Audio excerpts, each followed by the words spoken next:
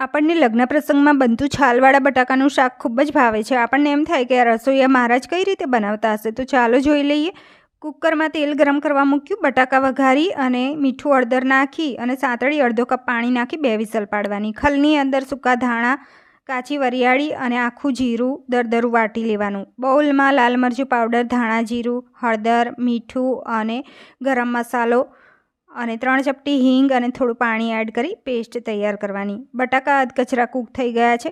કડાઈમાં 4 tablespoon તેલ ગરમ કરવા મૂકવાનું છે. રાઈ, મેથી, આખું જીરું અને 1 તમાલપત્ર, સૂકું લાલ મરચું, દગડફૂલ, તજ, લવિંગ, ઇલાયચી, 2 મરી અને લીલું મરચું સમારેલું, મીઠા લીમડાના પાન અને વાટેલો મસાલો એડ કરી 1 ટામેટું સમારેલું એડ કરી લેવાનું છે અને આદુની પેસ્ટ નાખી દેવાની છે.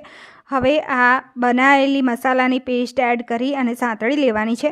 તેલ છૂટું પડે પછી બટાકા એડ કરી લેવાના અને મિક્સ કરી અને 1 બાઉલ પાણી નાખી અને ઢાંકી 5-6 મિનિટમાં શાક તૈયાર થઈ જાય એટલે લીલા ધાણાથી ગાર્નિશ કરી સર્વ કરવાનું.